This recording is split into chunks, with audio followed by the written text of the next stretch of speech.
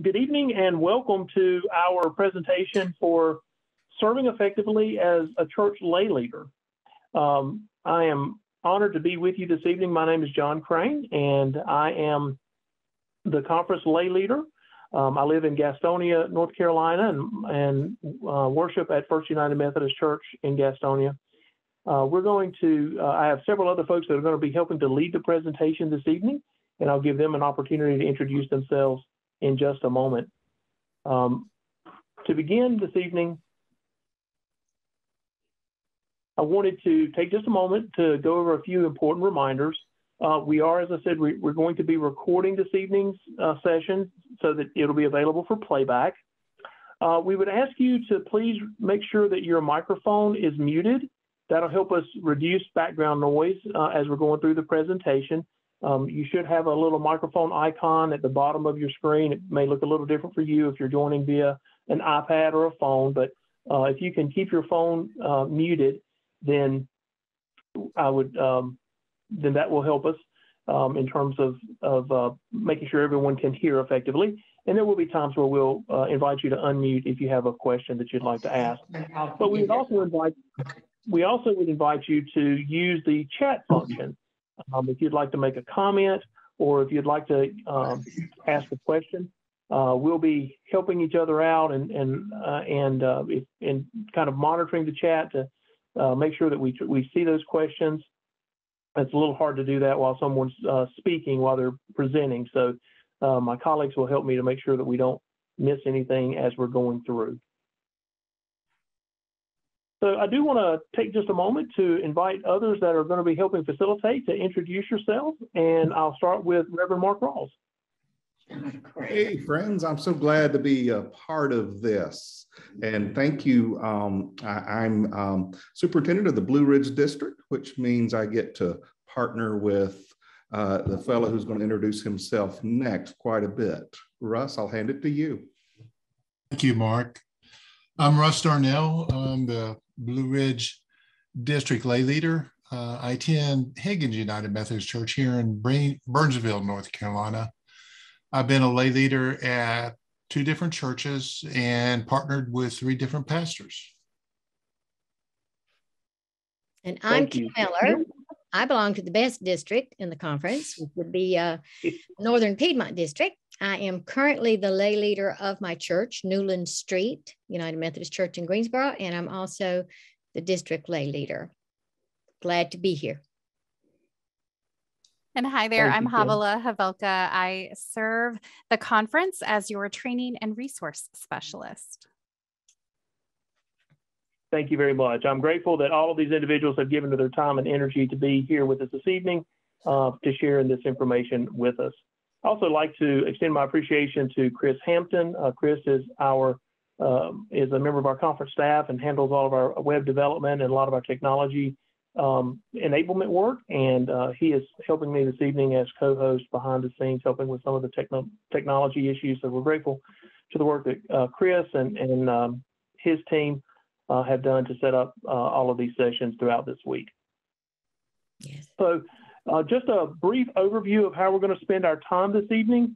We're going to open with some thoughts from Reverend Rawls. I've asked him to speak from his perspective, just as both his service as a local pastor, but also as a district superintendent, on the important role that the church lay leader plays. And then we're going to spend most of our time talking about how to serve your church effectively. And throughout that, I'll be partnering with Russ and Kim to share some information with you, and we'll look to get questions from you as well. And then we'll wrap up by sharing a few helpful resources. You may know about these, but we've got some exciting new things that Havala is going to be sharing with us that might really be a good opportunity for your church. So we want to just bring that to your attention for your awareness this evening, and then Kim will close us in prayer. So with that, Chris, are we able to do the poll questions? Hey, John, I'm sorry, I have not received your email yet. Can you try to send it one more time? That's okay. We'll just go through with it the way that this is. we wanted to get just a little bit of information from folks that are here. So I'm going to invite you to help us understand who's here. I'm going to stop sharing my screen for just a second and invite you, if you can. We're just going to call out the different districts, and if you look down on your screen, you should have a little reaction icon that has some different symbols, maybe like a thumbs up type of thing. And as I call out your district, if you can just click on that, that'll give us a sense of kind of what our representation here is.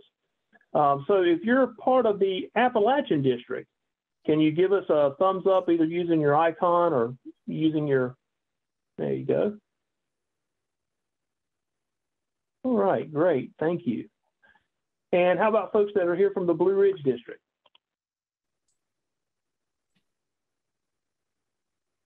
Excellent. Catawba Valley?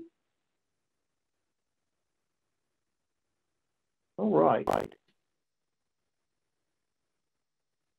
How about the Metro District?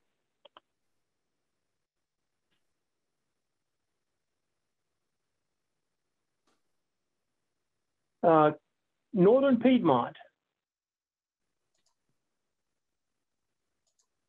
Yeah, there we go. That's great, thank you. And Smoky Mountain?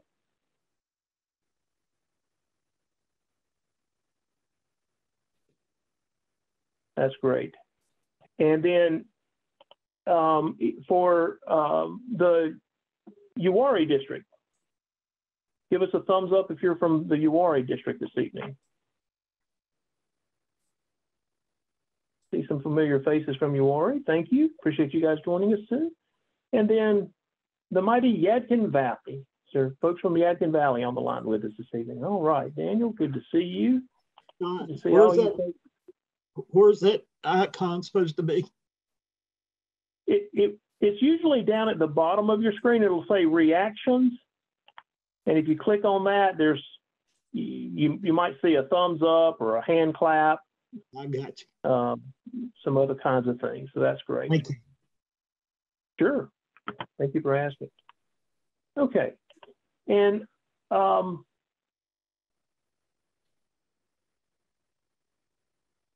right. So we're going to, I'm going to check one thing here.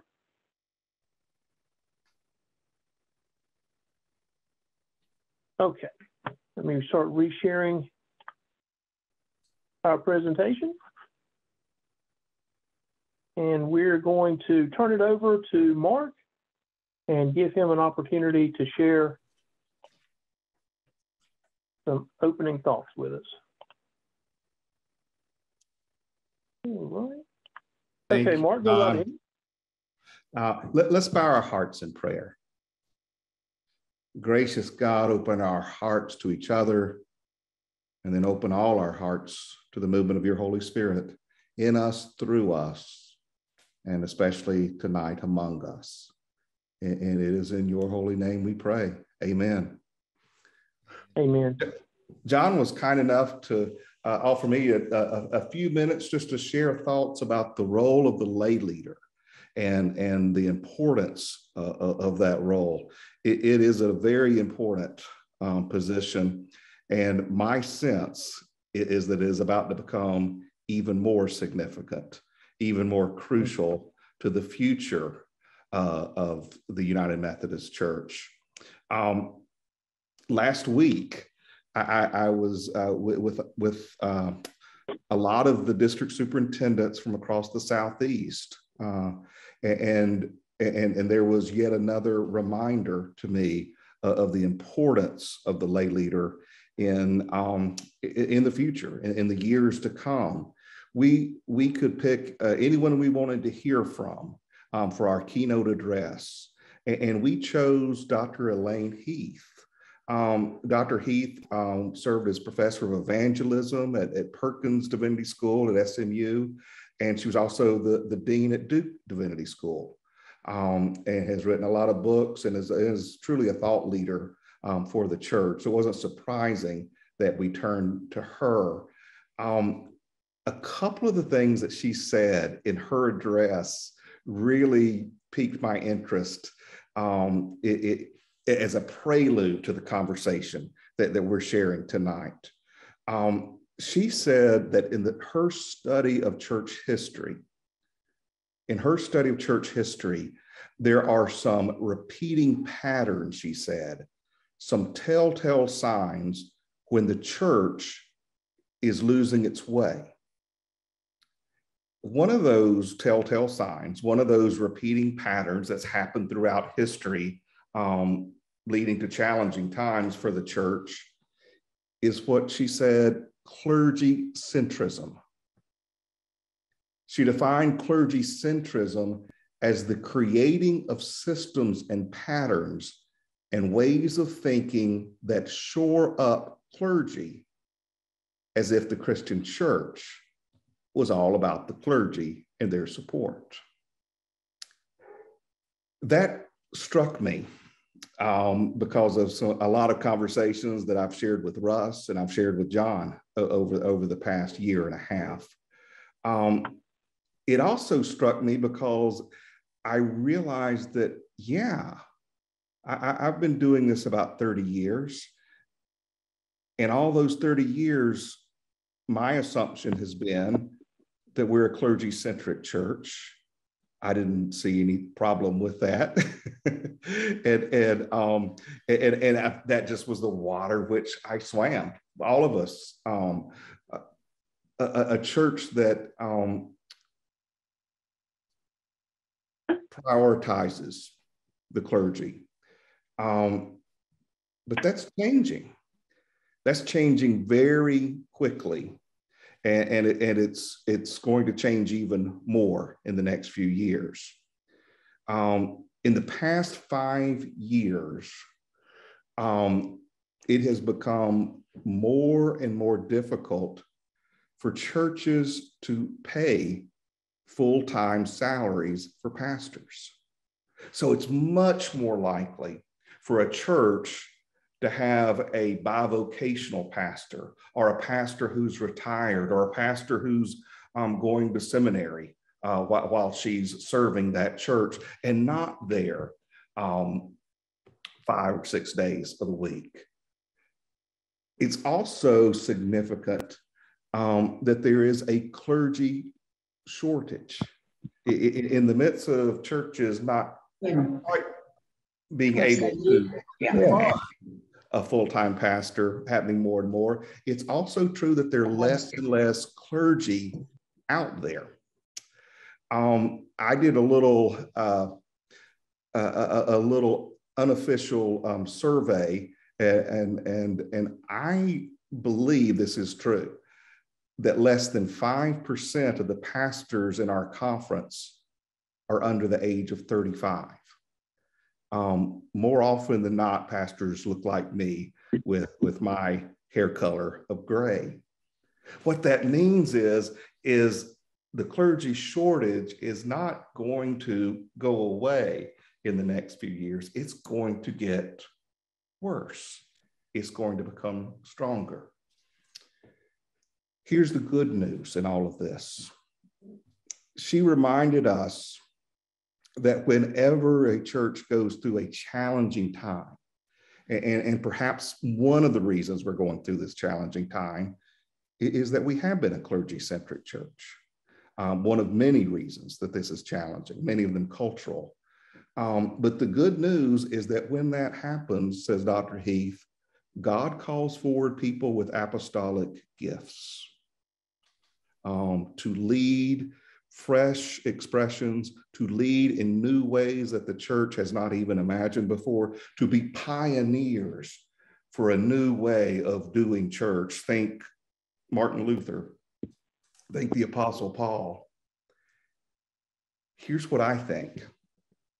I think it's very likely that the majority of those pioneers, the majority of those apostles to come are not going to be people like me who went to seminary right after they finished undergrad. They're going to be people like you on this call who are lay leaders, both in the broad sense of the word and in this more precise sense that we use tonight. Those who are set apart in their local congregations to partner with the pastor and to lead churches forward. You're part of the new wine that is coming. And I'm part of the old wine skin. And this conversation is about embracing the gift that God is giving us through these challenging times, is that we're not going to be clergy centric. Our church, the Continuing United Methodist Church, can't be all about or mostly about pastors and their leadership. The time has come to pass the baton. And I'm so grateful. Russ and I have had a lot of conversation, and he has done some remarkable work in the Blue Ridge District, studying the role of the lay leader.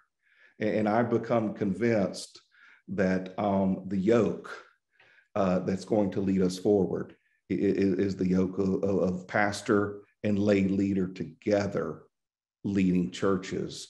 And that's not going to make us a weaker church. That's going to make us a stronger body and closer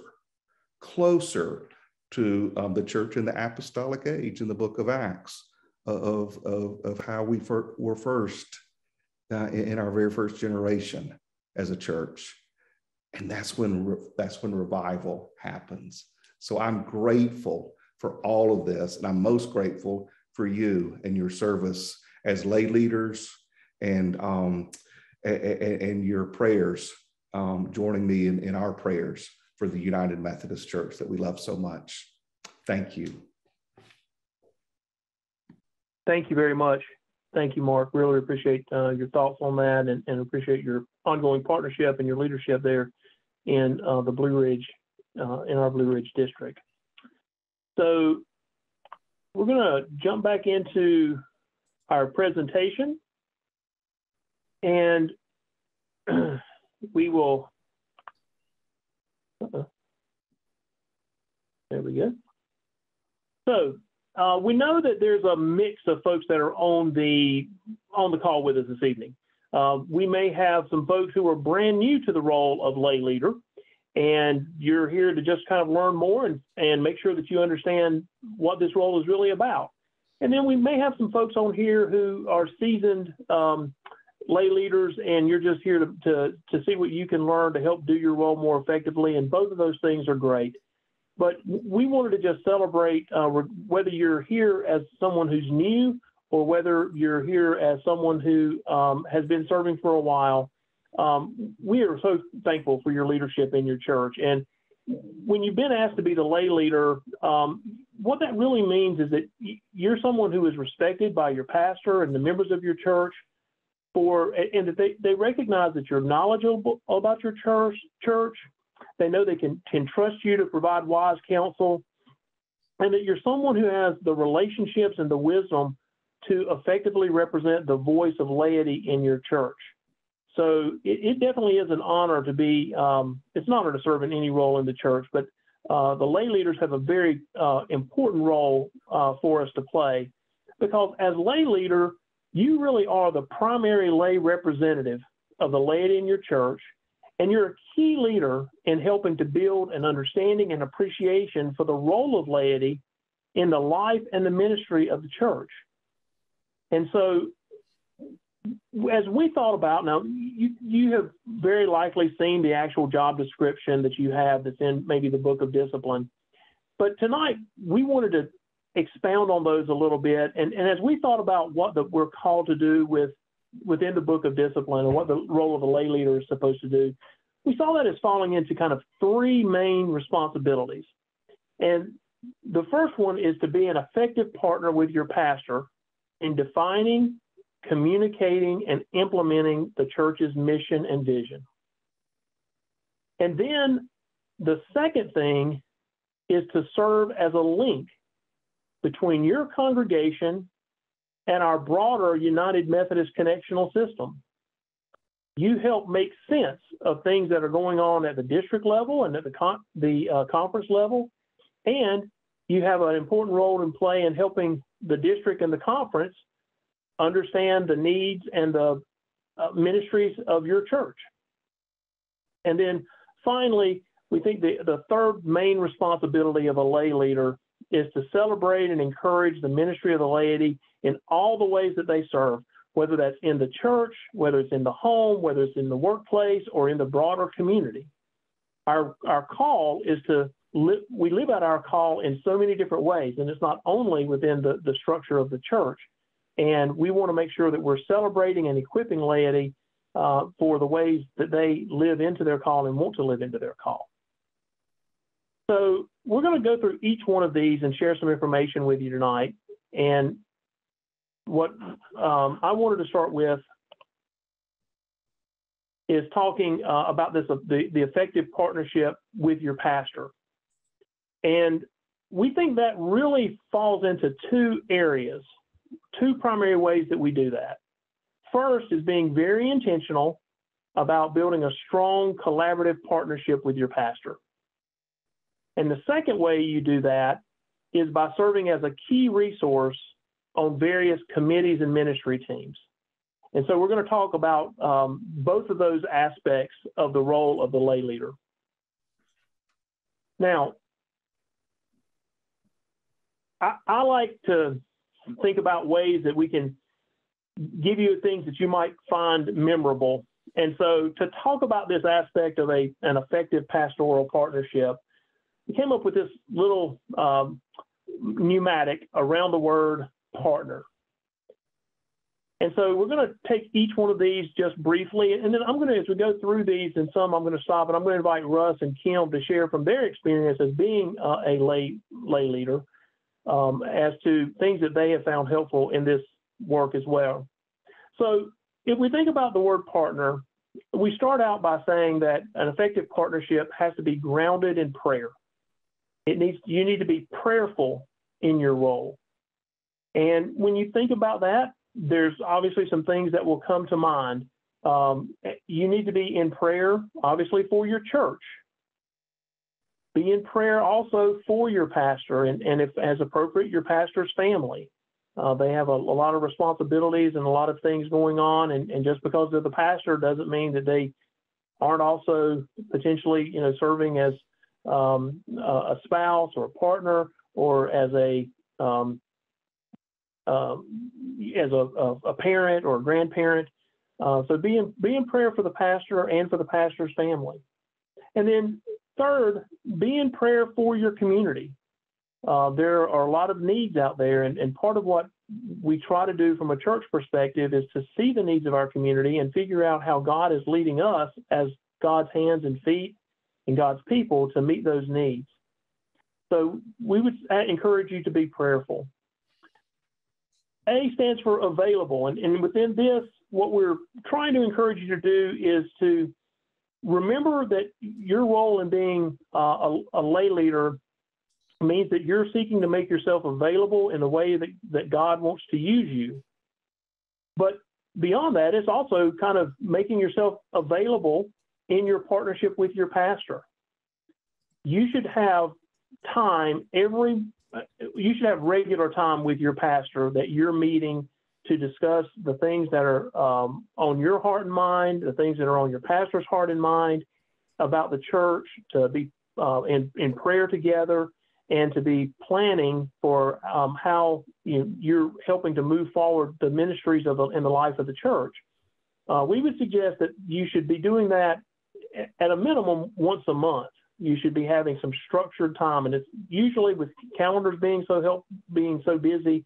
It's helpful if you maybe talk with your pastor and set up say we're going to meet, the third Thursday of every month, or just go ahead and try to set something. You'll be flexible if you need to, but having it booked makes it more likely that it'll actually happen, right? And you may need to meet more frequently than that. You may want to meet, or the pastor may want to meet, but try to meet at least once a month. And then also be available in terms of thinking about your role and being open to serving in new ways. You may be as lay leader serving on some committees maybe that you haven't served on before. Russ, Russ will also speak to some of the ways that you serve on committees, but people also serve in other ways besides just the four or five committees that the Book of Discipline says you're supposed to be on. So be open to doing things in new ways. The R here we say is relational. And what we're asking and suggesting there is that you work to develop a relationship with your pastor that really goes beyond just the business of the church. Now, it doesn't mean that your pastor is going to be your best friend, but at the same time, you want to really work to try to get to know the pastor and work so that the pastor knows you, and so that that there should be some times for fellowship and just being together and enjoying each other, where it's not always about, okay, we've got a plan for this meeting or how are we going to address this situation. So do try to think about ways that you can get to know the pastor and the pastor can get to know you. The T we say stands for trustworthy. John, I would just add to the relationship, working with over the number of years, 3 different pastors, each one of and the district superintendent, each one of those relationships was very different. And I think sometimes I was a little different, but also it depended on the church. It depended on what was going on at the time. But there is no prescribed relationship boundaries. That's something that happens between 2 people. Thank you. I appreciate you sharing that, Russ.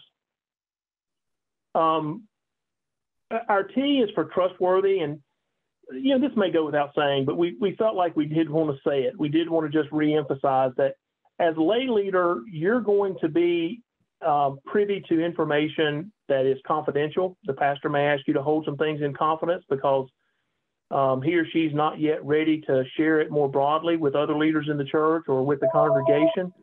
And at the same time, you as the liaison, members in your congregation may come to you and share some things and ask you to hold that in confidence and to be able to be someone that they know can be discreet when it needs to be. It doesn't mean that you're not ever going to be sharing that information, because you don't want to build a situation where obviously folks are sharing things and there's feedback that never makes its way to the pastor, for example. But there's a time and a place and a way to have those conversations, and you want to demonstrate that you're someone who can have those difficult conversations and be supportive and listen to folks and do that in a way that honors the church and honors God and honors the position of trust that you're being asked to serve in. Somewhat similar to that is this aspect of N for being neutral. And it doesn't mean to not be passionate. We just wanted to remind you that in the role of lay leader, you're there to be the voice of all of the laity. And there may be laity in your church that you don't necessarily agree with, but there's still an opportunity to hear their feedback, hear their ideas, make sure that those ideas are respectfully received and are addressed in a way that's appropriate. And so you want to be careful about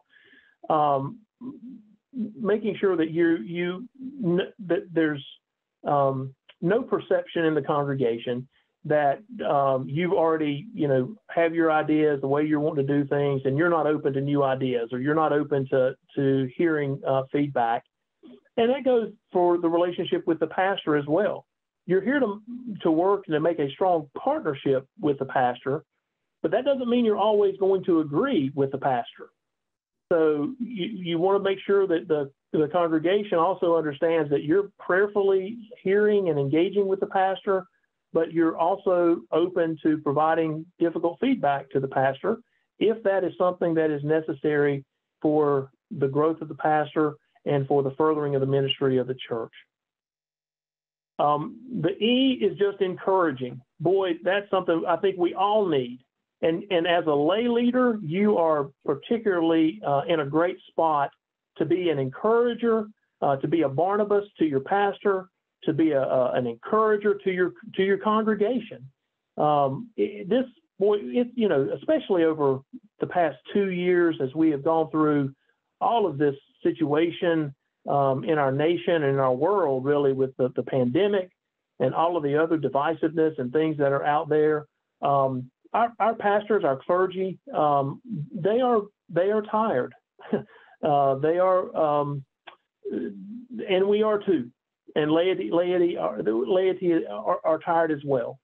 And everyone needs to know that their work is valued, that that we're appreciative of it, and that there's a partner there. That when they're not feeling their best, when they are not able to see that their work is making a difference, they've got a partner there who can lift them up and can help them see the broader picture and can help them see how God's working in and through them, and just equipping them for ministry and equipping them to do God's work. So we encourage you to be a cheerleader for your pastor, be a cheerleader for your congregation, and do all that you can to encourage them, especially as we're continuing to go through these challenging times.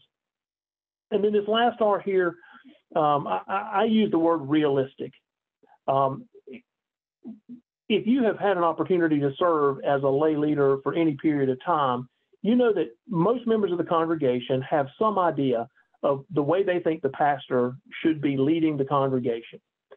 And they will share that with you. Amen. Like they will let you know whether or not they think the pastor is doing what he or she should be doing. Oftentimes we have some vision in our mind about a favorite pastor who used to do things a certain way, whether it was the way they preached or whether it was the way that they did visitation, or whether it was the various ministries that they were engaged in. And so our congregation comes into these relationships with pastors with sometimes this idea of what they think is going to be the way the pastor is going to do his or her job, but the situation is different. The pastor is different. The needs of the church may be completely different than what they were at that period of time. And so one of the things that you as a lay leader can help do is help make sure that the congregation has a realistic perspective of the various competing priorities that the pastor is faced with, and help them understand that we really, as laity, we're called to be in partnership with the pastor. That it is important for a pastor to be engaged in visitation, but pastors are not the only folks that can visit at the hospital. Pastors are not the only folks who can go to see our shut-ins. Pastors are not the only ones who can take a leadership role in attending youth events and so on and so forth.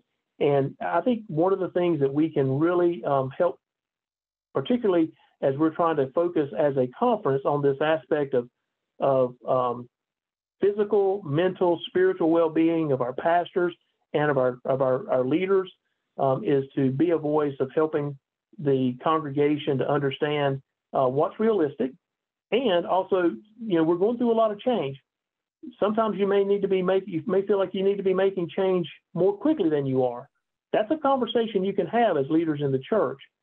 But sometimes it's the voice of saying, we're going to be focused and we're going to do these things and we're going to do them to the best of our ability well. It doesn't mean we won't do these other things later, but we feel like God's calling us to be focused in this area right now and setting some of those expectations. So hopefully this little pneumatic is helpful for you. I want to pause just a minute and invite Kim Eller to speak to some of these. And Kim, I know you served as a lay leader. Speak to us about some of the things that you have found most helpful as you have grown as a lay leader and have worked to build strong relationships with the pastors that you've been in partnership with. Okay, thank you, John. One of the things I discovered probably a little too late was the relationship and the availability, in that as a new pastor came in and as the lay leader, it's like I really didn't get to know the preacher other than in regular meetings. or after a worship service, maybe a little bit in Bible study. And so 3 preachers back, it's sort of the Spirit of the Lord finally came on me and said, you know, you need to have a partnership with these pastors that are coming in, especially as the role of the lay leader. So that new minister, I told him that that's what I would like to do. And so we started meeting for like coffee at the very, very beginning. And I got some information about his background and his theology and his journey so far in life. He learned a little bit about me as one of the church members and one of the leaders, but he also learned a little bit more about our church. And that made such a difference in doing that one small thing. And it all incorporates with the rest of your words with the partner. We learned that we would be available and that we remained neutral and we could trust each other. And because we took the time to get to know each other's people, but in particular as pastor and lay leader. So I would encourage that any way you can work that out with your pastor. And on a continuous basis, that you don't just meet once, but that you meet, as you mentioned a while ago, on a regular basis. And even sometimes meet with the family to get to know the family, have a meal with the family. Or just however it works out that you can spend more time with them and get to know them personally as well as in the Christian walk. Thank you, Kim. Sure. Russ, anything more that you would want to share about any of these particular attributes? I just want to reinforce Kim's message. I had one pastor, we always met in his study. That was his preferred, most comfortable spot. I had one pastor that I met in his home of an evening because it created a little bit more informality. And the third pastor, we kind of I made lunch for him at my house every other Tuesday or 2 Tuesdays a month. And that became the process of even making lunch. There was something about that felt special to me, you know, a serving kind of role. And then we would share lunch together, and then we would talk about various issues of the church or issues that he was dealing with at a different time. It was like everything was open. But with each of those pastors, there was some kind of pivotal point where we went beyond, here's my role, here's yours, until we really established some kind of honest relationship with each other. And that was a little different with each of the pastors.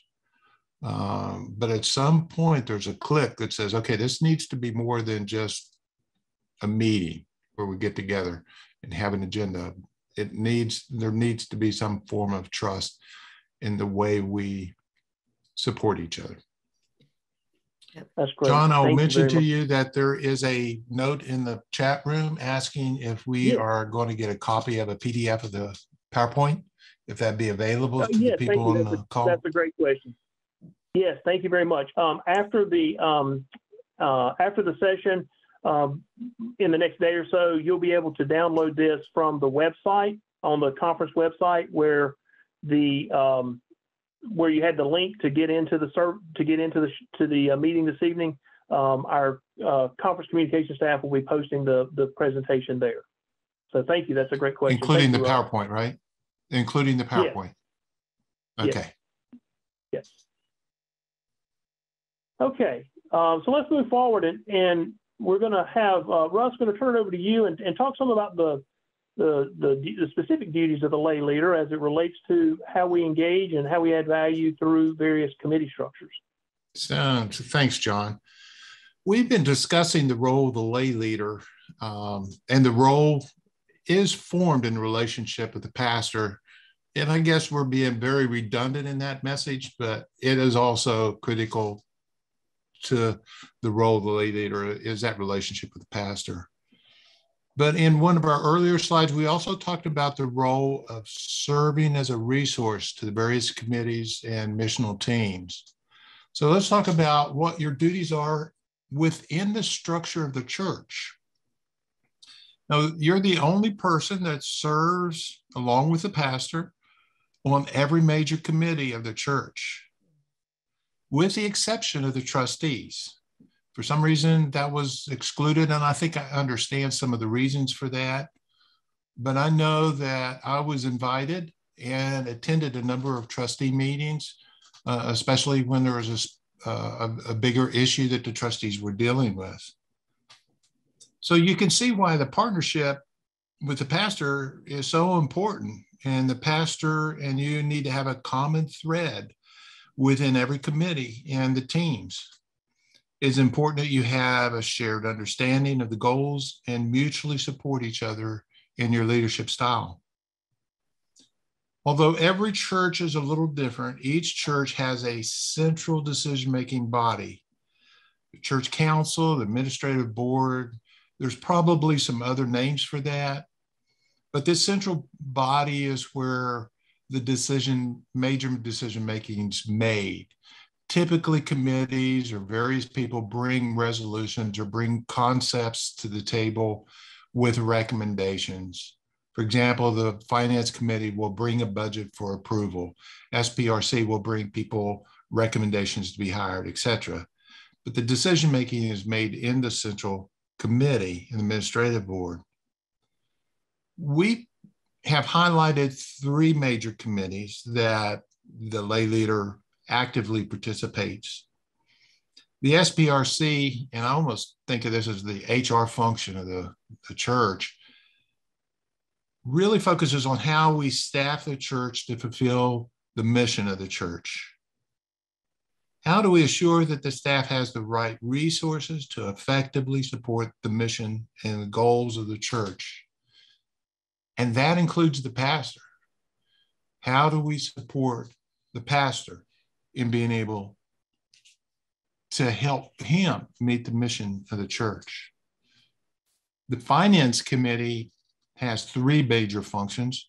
It develops the budget, again, a budget that supports the mission and goals of the church.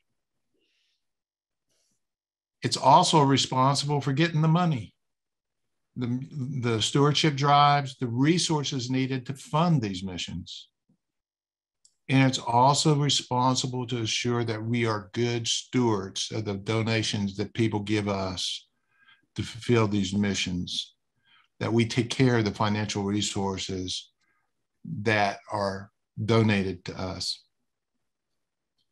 The nominations and leadership team, the nominations is pretty clear. You find the right people with the right skills for the right job. Sometimes that takes a lot of discernment and it takes a lot of conversations, but that role is pretty clear. The leadership development often is seen as a secondary role. But if you think about identifying, preparing people for a leadership role in the church, that's a critical function in helping our congregations find ways of finding the right people, developing the knowledge, skills, and activities, helping people find their passion and their calling within the church. The finance committee needs to understand the goals of the staffing committee. The SPRC needs to understand what our financial picture is and what our constraints are. The nominations committee needs to understand the knowledge and skills necessary for the various roles. And it all comes together at the administrative council. You are in a position as lay leaders to see both the whole picture and also see the various parts and how we put them together. John, you want to go? No, you got it. The previous slide. I was looking at the wrong. The one before that? Okay. In the one after that, I'm sorry, John. Yeah, we'll go into the various committees and ask, what role do you play? And this, in all of these, you play bringing the big picture and helping promote the church's mission, which means you have to have a good understanding of where we're going and our processes and means of getting there. So you got your role is to help the church council, that main decision, identify and understand the needs of the community. So as we establish our goals, as we establish our missions, that we appropriately address the needs of the community. As you think about the staff parish, what you do, in many ways, you can be a primary encourager of the pastor. And really, is she taking care of herself? Are there things that you can do to help? And you can also help the congregation understand various aspects of what's going on with the pastor as well as the rest of the staff. In the finance committee, again, you bring up the whole picture to the table to help them understand as they go through the various functions. But I think that first bullet is also a critical one, to model the behavior that you that you want to see other people. How do you connect generously with the church? How do you help the church achieve its mission through your giving and through your own personal example? And in the leadership and nominations, you probably have a better understanding of all the other functions and what are the knowledge, skills, and abilities and the spiritual gifts that are needed and can help people find their passion and their calling. Okay, John, let's go to the last slide for me.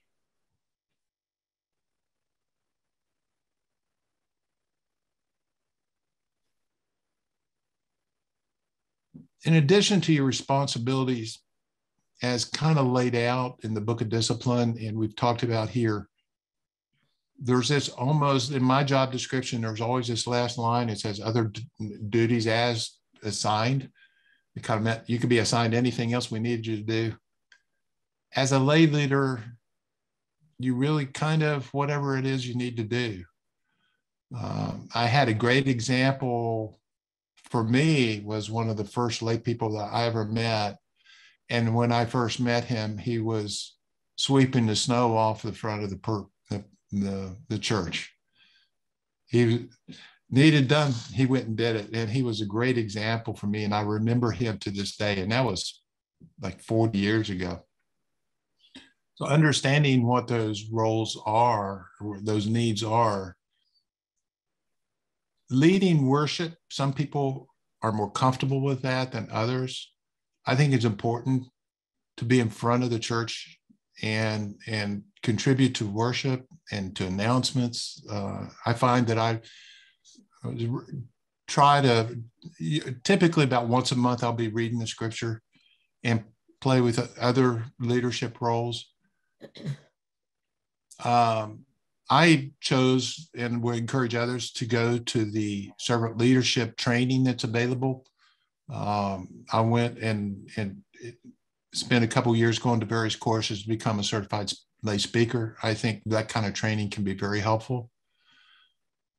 Serving as a lay member to the annual conference, a lot of the Book of Discipline encourages sometimes the church to have the lay leader and the annual conference representative to be the same person.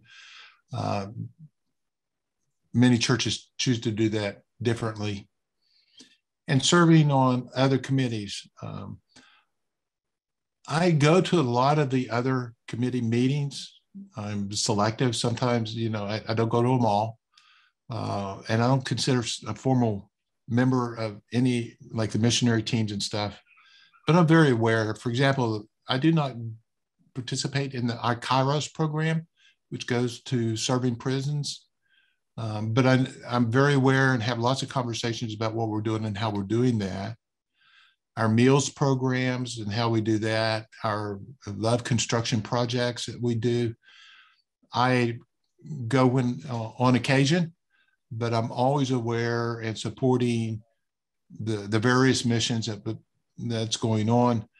One, because I want them to feel my support as well as the pastors in the various places in congregation. But I'm also a person that they can come to and when they think they need some help or some resources that I might be able to find in other places within the church. So I find that as a place to be available throughout the church. Walt Disney used the phrase when somebody asked him what his job was at Disney World. And he gave this, he says, I'm like a butterfly. I fly through all over and bring pollen from one place of Disney World to another. And I thought that was a kind of a beautiful description of maybe a lay leader, is to be a little piece of everything, to be aware of what's going on and contribute where you can, and allow your passions to all, and your calling to be a guide. Great. We want to stop and see if people might have some questions. Sure. Thank you. Yeah, let's. I'm gonna pause the presentation and just give you an opportunity. Is there anyone who has a question about the kind of the primary duties of the lay leader and how you're called to serve in partnership with your pastor and on any of the various committees?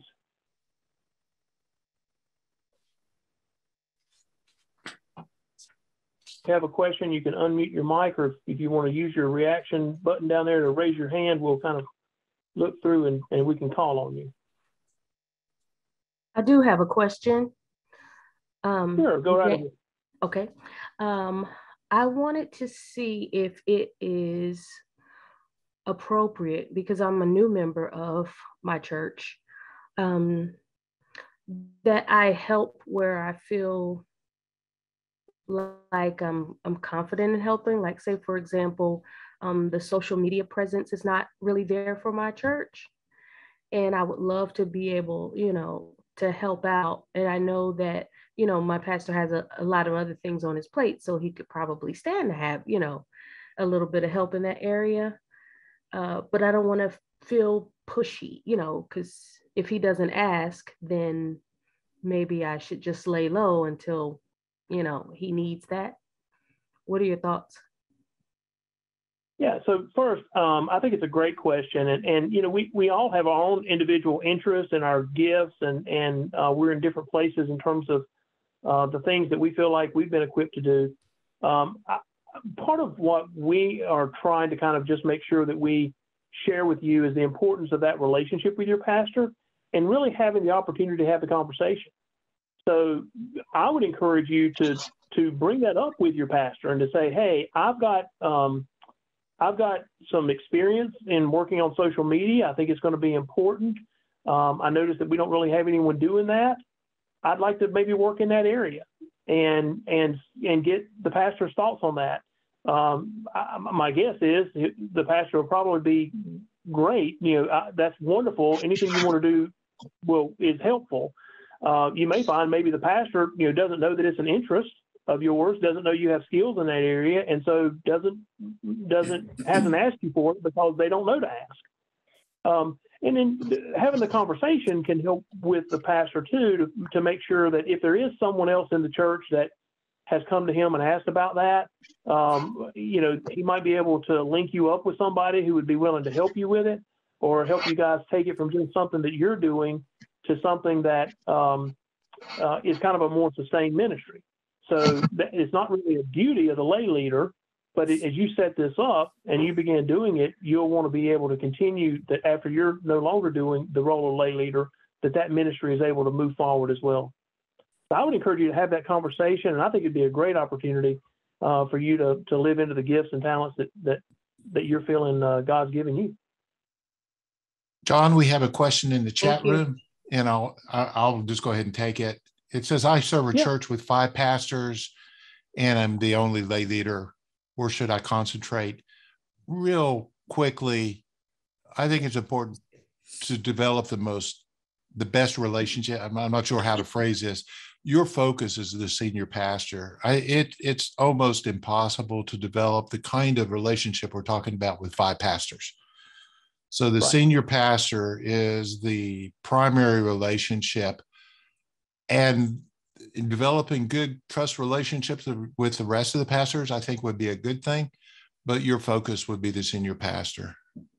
That may be a time to use associate lay leaders. You're right. You're absolutely right. John, I have a question. Okay, go right ahead. Our church at this moment is an open pulpit, which means we don't have a pastor, and we have a different fill-in each week. Because I don't have anyone to really share things with, would you recommend that once a month, maybe a meeting with SPRC chair and finance chair, the three of us, or meet with the district superintendent? Right, Mark? I would love to meet with you, Pam. I know you. Anytime, you name it. You name the restaurant, Pam, and I'm there. Okay. All right, good. Yeah, it's just hard right now with no leadership. That's a difficult situation, Pam, and I think what you're suggesting is probably a good idea. Okay. Is for you to make sure that you're having regular conversations with the pastor and with the chair of the various finance and staff parish and folks. Have those conversations regularly. Okay, thanks. Yeah. Hello. Are there other questions? Well, my name is Judy Chandler, and I'm with the Etowah Methodist Church. And I feel like my pastor, Richard Buff, and I have had a fabulous opportunity to meet with Suzanne Schilling, who was recommended by Mark Rawls. And she is a trained coach. And she worked with us for 4 months and helped us to develop our relationship and to get to know one another and to find out what our values are and to see if our values are compatible. And I think that if any church leaders and the pastor can get together with a trained coach in the church's needs, understanding it is just absolutely incredible. I've been a lay leader in 2 churches, and every pastor is different. They're all unique individuals, and the lay leaders are too, because we always change as we grow and get old. But this was one of the best experiences I have ever had in my entire life. So I really support and give great thanks to Mark Rawls for putting us together. I'll bet you that was Russ Darnell's idea, but I'm glad I'm getting credit for it. You're so bad. Judy, thank you. And I know Russ would say this too. Thank you for being one of those apostolic pioneers that I talked about at the very beginning. We were guinea pigs, Mark. We were guinea pigs. But I'm so glad that was a powerful experience, and it really was. And we need to expand that opportunity. And one of the things that we did that Richard and I finalized today because of the weather and just life was thanks to Suzanne, we developed a covenant. And today we sat together and we read the covenant together. And we signed it together, and we each have a copy. And I'm going to make copies of my covenant and post it all over my house so that I could keep reading it and thumping myself on the head and to know that, okay, this is what I need to do. I need to kind of like change the way I think. And I'm just so thankful and grateful for that opportunity. And I hope everybody gets a chance to do it at some point. I do too, Judy, and I look forward to the day. You know how no matter what size church you drive by, and there's some kind of little marquee, even if it's just a quick handmade marquee, it'll say Pastor so-and-so. I look forward to the day when it'll say lay leader so-and-so, and then coming that Pastor. So, I don't know about that. I think that day's coming. I think it's coming. I like to stay invisible. But it was a fabulous experience. I want us to, we want to move on, but we've outlined kind of the 4 committees that you're, by virtue of your role, you're going to be in. I wonder if folks would just take a minute, maybe in the chat, if you have, if you can get to the chat, down at the bottom, and just type in, out of those 4 committees, which one do you think you can have the most influence in right now, your church council, your staff parish committee, your finance, your nominations and leadership. Where do you think you can have the most influence and need to have the most influence given the life of your church, given what's going on? Which of those are you able to, is there one of those that sticks out for you? Okay. Put that into the chat. Great, thank you. The SPRC, some nominations and leadership. Great.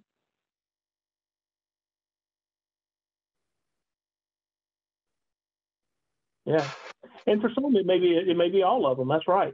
Thank you for putting that in there. You know, all of our churches are in different places, and as a lay leader, your focus area, you might need to shift some given as the church evolves, right? But we certainly believe that all of these are critical areas for us to be able to serve in. We thank you for thinking through that. I would just also say that as you think about these particular, so you're on these committees, but you're not necessarily the leader of that committee. But the church, the districts, and our conference, and the Cokesbury and others, they have a lot of resources on the training for those particular functions. So, for example, if you haven't had a chance, we did a session later. We did a session on Sunday afternoon about SPRC. If you weren't on that, you didn't have a chance to listen to that session, I encourage you to go back and watch it on the website. Our conference treasurer, Mark King, and David Snipes, the head of our Western North Carolina Foundation, did a great session last night for finance. Had a lot of really good information there. So I encourage you to listen to those, or make sure that your leaders in your church are participating in those as well. So it's an opportunity for everybody to continue to grow. All right, we're going to move on. I'm going to share my screen again, and we're going to turn to Kim, and Kim is going to talk to us more about the role you play in making the connection between your church and the broader church. So Kim, I'll turn it over to you. All righty then. So John's done such an incredible job with this PowerPoint presentation. And it's so very self-explanatory to a lot of extent, but we just felt like some of the things needed to be maybe a little more specific. So as he gets to the length about how we are connected, I think it's the next slide, John. Okay. Yeah. He's done a very good job with that. And your district lay leader also needs to be a very, very valuable partner for you. And I come doing both of those. Like I said, I'm my church's lay leader, but I'm also the district lay leader. So obviously the roles are similar, but yet very different, because I can't possibly know all the preachers in this district, but my main connection is with my DS and making sure I have the same types of like the relational, the partnership with my DS, that we stay in touch and find out what I can do for the clergy at large, but even more importantly, the laity within the churches. If you've been involved in church or most anything, any length of time, you realize that probably one of the weakest links has always been communications. I've grown up in the Methodist Church, and I was probably a young adult before I realized we even had mission teams that went anywhere because it was just never mentioned in my church. For no particular reason. We try as best we can with the emails and with the text messages and Facebook, websites, but yet the local church still seems to not always get information. That's where your district lay leader should come in handy. So I would encourage every local lay leader to know who your district lay leader is and have their email and their phone numbers, and that you stay in touch with them so you can ask questions like, what's going on? What do I need to know? Or we're having this problem, or we're having this event, or when are we going to do this? And you've got the link between your local church, maybe a community of churches, and your district. Now, I did a little bit of the district lay leader with some new things. This is the second time I've been a district lay leader, and I've learned to do more partnership types of things. They have put me on the clergy email so I can get information about our clergy. If they're facing surgery or they're sick or there's been a death in their family. And I'm able to reach out to that particular clergy person personally to let them know that their laity is here. The other thing I did was I got a list of all the new clergy that were coming into the district, and I sent personal notes to each of them, and also took them, met them briefly, some a little bit longer, just depending on the person and the time. I took them a loaf of bread, which I did not make. I didn't tell them that, but anyway, along with a personal little card explaining what the bread had to do with their ministry. And it had to come from the book of Exodus, where God gave us manna each day. So the bread was to remind them that they take life like the bread, a slice at a time, slice a day, and that he would provide. And I enjoy getting information from the clergy because I feel more connected to them, even though they're not my personal clergy. So your district lay leader should be a wonderful resource person for you for a lot of reasons. So I would encourage you to do that.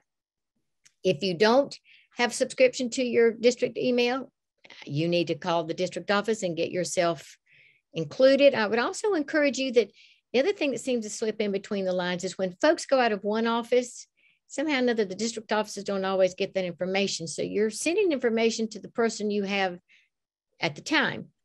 So they're usually asked, if you're not this lay leader at this moment, would you please pass it along to whoever is, and or let the district know.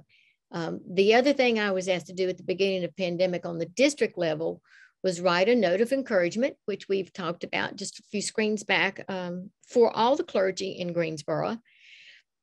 That's led into a routine article now. Sometimes we share with the district office. We've done Advent meditations, and we were going to do the Lenten, and we did Lenten Advent meditations last year.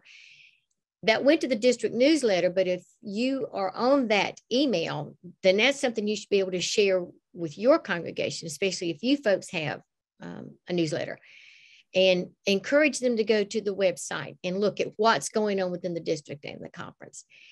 And then, like I said, that's the most important. The third one is make sure you share what you know.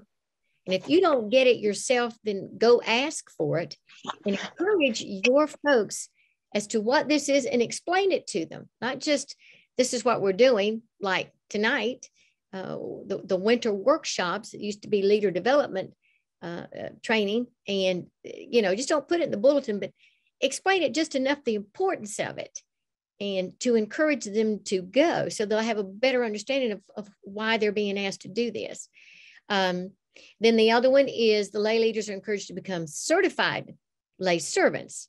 And that was another thing that doesn't seem to be well publicized for some reason.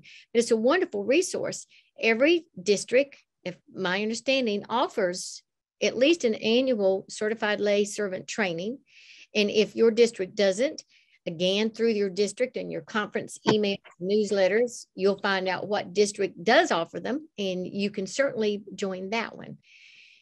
So just know how important your district lay leader is so far as being a wealth of resource, or should be. And if they're not, then they don't need to be your district lay leader.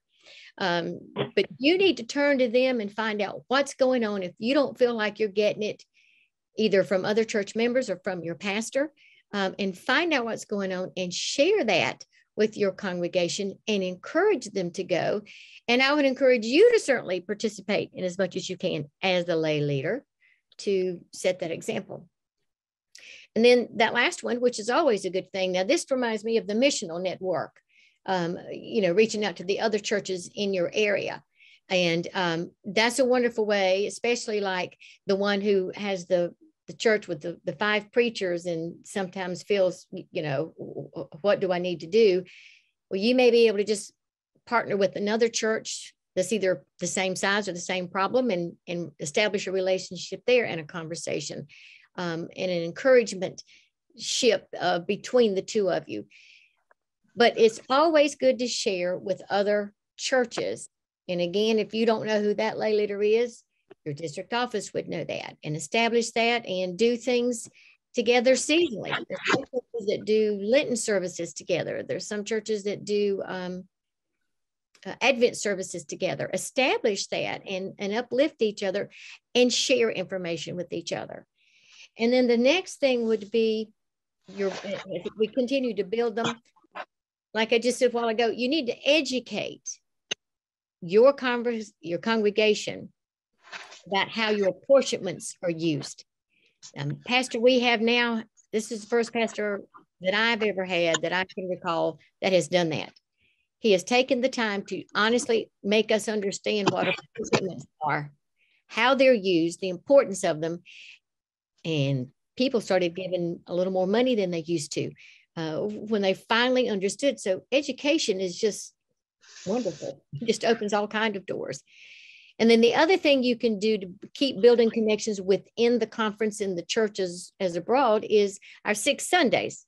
We have the special 6 Sundays, and they're listed there. John's listed those very nicely for us. There's resources available through the conference where you've got little bulletin inserts to, again, explain why we lift that up and celebrate it and where those monies go to. And a lot of this would also be wonderful, like for the Umcgiving Sunday in March. That would be a wonderful way, which I'm jumping ahead just a little bit, that you could involve your laity in asking who's ever gone on an Umcgiving event, has gone to help with the disaster team.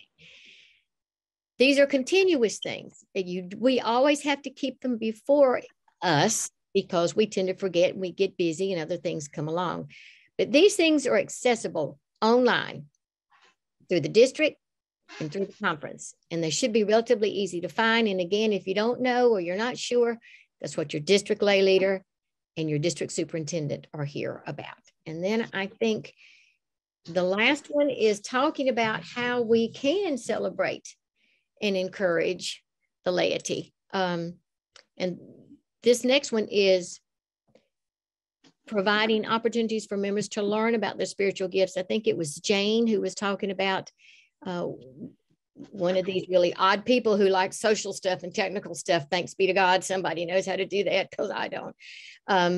Yeah, you need to go to that preacher and say, look here, this is what I like to do and we don't do it. I'd just really be glad to do this.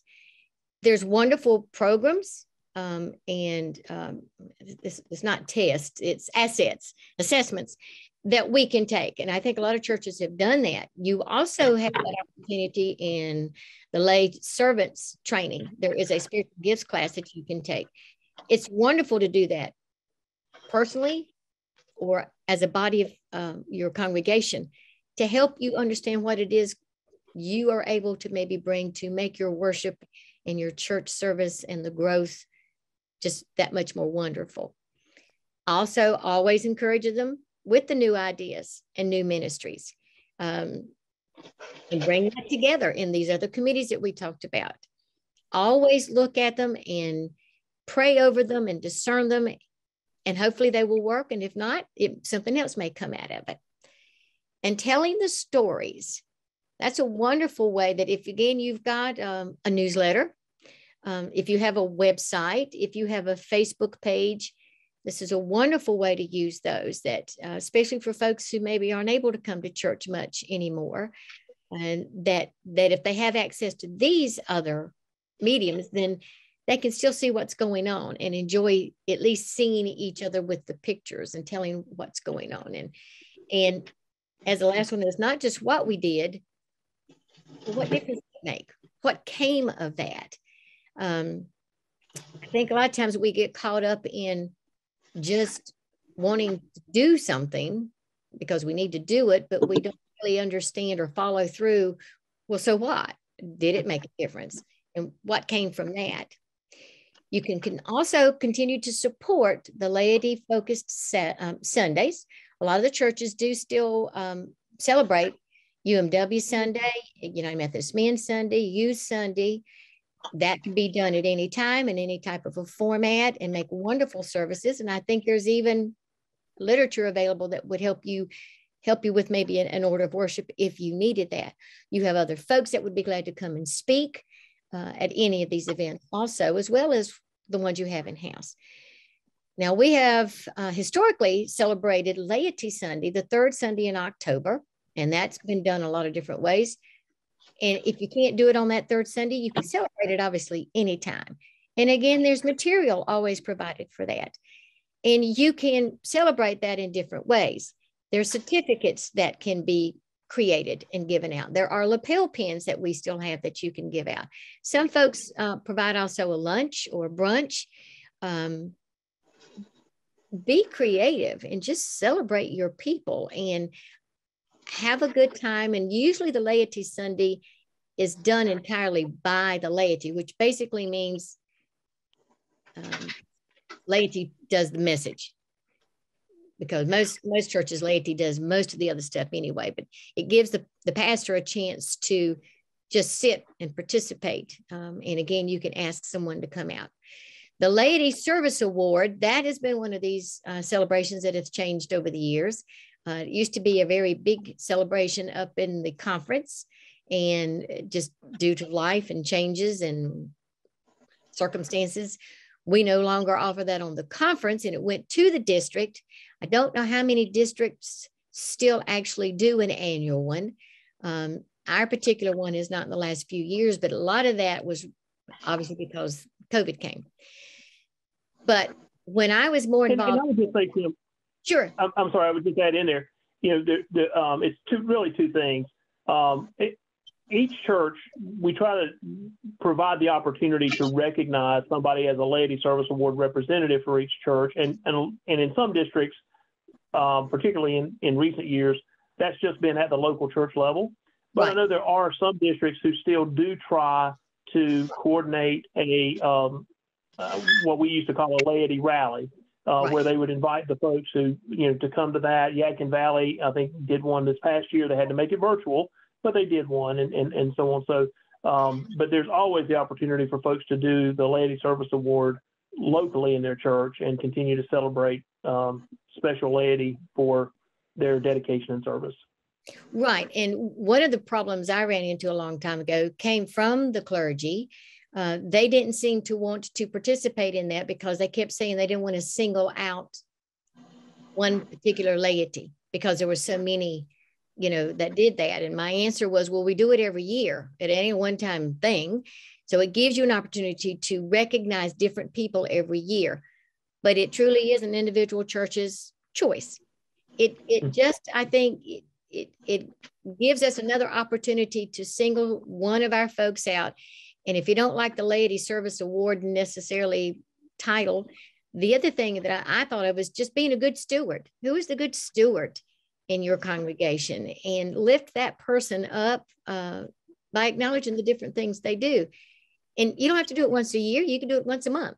But I just think it's a wonderful way to celebrate an individual, and especially the ones that they're not always out front but do so much work. But it's also to celebrate the programs that you do, to maybe pick up a ministry that you've done and celebrate that particular service one Sunday.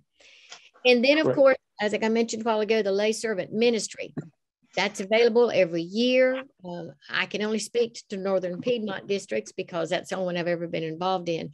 It's a wonderfully designed and presented program, and it encourages you to grow in all kinds of areas in your ministry. A lot of folks are under the impression still that if you go to that, that means you have to preach in the absence of the preacher or to help, and that is certainly a part of it.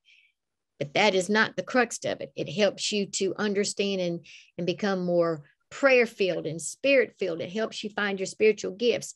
It helps you learn how to care for your community, the elders in our community, all kinds of wonderful topics that you can learn personally, and then take that back to your church and teach them and share that with them.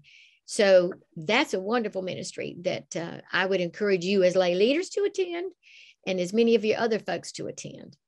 And I think that's all that we've got. Yeah, so let's take just a minute. Does anyone have any questions about what we've covered relative to your role as a lay leader in providing that important link between your congregation and the district and the conference, or the ways that you can celebrate the work of the laity in your churches?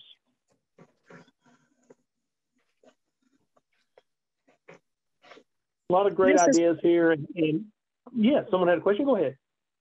This is Tammy from the Northern Piedmont District. I just want to say that I have been taking the lay servant training for years, and it has been very valuable. Also, with that, neighborhood seminary, I took that for 2 years, and I was actually in the first neighborhood seminary class. And I know the Yadkin Valley has been doing neighborhood seminary as well now. And that is another tool that is out there that really helps you learn how to reach out into the community and share Christ's love. Thank you, Tammy. It's great examples, and so glad that you're participating in those. I would say our lay servant ministry program, one thing that, in the middle of all troubles, there is an opportunity for growth and learning. And one of the things through the pandemic that we have found is that in the past, most all of our lay servant ministry training, we were doing in person. And certainly there is there's great value in that. But throughout the pandemic, what we've learned is that we can also do that very effectively, just as we're doing here via Zoom. And so we have started offering more of those classes online, which can help relative to managing travel issues for folks, or schedule things so you don't have to build in travel time and those kind of things. And the other great thing about that is, when it's great to know the folks in your districts and to be together with those folks, but there's an opportunity by doing it online that you can join in another district's training. So if the particular training that's being offered in your district is not at a convenient time for you, then maybe you can look to say, oh, well, I don't see, I can't make the training that's going on here in Yadkin Valley, but I can do this online class that the Catawba Valley District is doing. And it's certainly open for folks to join any class across the conference that you can and want to join. So that's great. Okay, want to just move quickly to a couple of things in terms of some helpful resources that I'd like to share with you. And we've talked about these a couple of times. And then I'm just going to highlight a couple of things, and then I'm going to turn it over to Havala to share some information with you about a new partnership that she's helped develop. So just a couple of things here. As we look at some helpful resources, I want to just make sure first, if you don't know about it, there is a booklet that you can order that talks about its guidelines for the lay leader and the lay member. It's not very expensive. You can get it as an ebook, or you can order it to be mailed to you. We've got the link there. It's on Cokesbury. If you go to cokesbury.com and just search for guidelines for lay leaders, you'll see that. Of course, one of the key tools that we have is the Book of Discipline. I'm sure you have a Book of Discipline in your church office that you can reference if you need to, if you don't have one personally. But I also wanted to make sure that you knew that Cokesbury does make an online version of the Book of Discipline available. And so both actually the Book of Discipline and the Book of Resolutions from 2016 are available. And as you look at that, paragraph 251 in the Book of Discipline is the section that outlines the roles and responsibilities for the lay leader. And then we mentioned it a couple of times. You've got the Western North Carolina Conference website, wncc-umc.org. That's really your best resource for news, for tools, and for resources. If you go to that website and look under ministries, under lay ministry, you can find the contact information for myself as conference lay leader, but also that's where the conference, contact information is for all of the folks who serve on the Board of Laity, including your district lay leader. and it's where you can find, if you go to the main homepage and scroll down to the bottom, there's a section that says subscribe to our newsletters. You can just enter in your email there and start getting the weekly e-news from our great conference staff. And then we wanted to make sure everyone knew about umcgiving.org. That's a great resource that's put out by the United Methodist Church, the broader United Methodist Church. It has great resources about how to tell the story about the work that United Methodists do around the world. Those things that Kim talked about in terms of the special Sundays. You can go to this site and download information about each special Sunday. They've got things you can put into your newsletters, things you can use in worship services. And there's a lot of good information, too, to help you tell the story about how your church is part of the broader connection and the work that we do around the world. And so with that, I wanted to turn it over to Hala to talk about the new partnership with Amplify Media. Thank you so much, John. We are very excited to share that the conference has negotiated a partnership with the United Methodist Publishing House to offer their online platform, Amplify Media, at a very deeply discounted rate for all churches and charges throughout our conference. You can get 6 months access to Amplify Media for as low as $25 total. That's not per month, that is 6 months for $25, depending on what plan you pick. And if you're not familiar with Amplify Media, it is home to thousands of videos. So we're talking small group studies from authors like Adam Hamilton, Magray de Vega, Amy Jill Levine, women's studies from teachers like Barb Roos and Melissa Spolstra. There are 2-minute devotionals that you can share throughout your congregation. There's content that can be used in worship, videos that you can use in worship. There's children's content from Spark House and Cokesbury Kids that includes Sunday school material, VBS music videos. We've got confirmation and youth content. And there are also training videos that would be really helpful for you as lay leaders on topics like mental health, hospitality, giving, and more. So I'm putting the link that is on that slide in the chat, and I encourage you to click on that link to learn more about that partnership. We are hosting a variety of introductory sessions for anyone who is new to Amplify. So we will have a representative from the United Methodist Publishing House. We're trying to get rid of as many barriers as possible. So on that website that I just shared with you, there are links for different dates and times over the next few weeks where you can attend just a quick 30-minute session to learn about what Amplify is, how it can enhance your church's ministry. And you don't have to register. Just click the link on that webpage and that'll take you straight to the Zoom meeting. Share that with folks in your church. If you have Christian educators, if you have a discipleship minister, if you have a Sunday school superintendent, if you have anyone who's leading small groups that might be interested in this, it's just a really, really great platform where you can get all this content that's available at Cokesbury right on your phone, right on your computer. And like I said, you can get a 6-month plan for as low as $25. And that's for your church. So you share that with your congregation. That's not per person. So wanted to make sure that you're aware of that. I'm going to put my email address in the chat as well. So if you have any questions about that or our physical lending library that we have, please reach out. I'm here to help. Thank you so much, John. Thank you, Hala. This is just a great opportunity for our churches to get access to some very high quality discipleship materials and to really make a difference in their discipleship ministries. Just very excited, and thank you so much for your work both in the conference with our providing these resources and helping to support the conference resource site there and for the work in negotiating this. And I do encourage folks to, as Hala asked, just please share this information with others in your church and have them attend one of the sessions. This is just a great opportunity and really is a a way to really leverage the power of our connection in ways that can be meaningful in your local congregation. So we are at time, and I want to be respectful of the time that you've given us. We are so grateful for your service.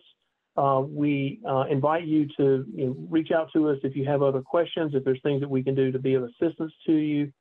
And I wanted to invite Kim just to take a moment and close us in prayer as she provides a moment of thanksgiving and blessing for you and your service and all the ways that you serve.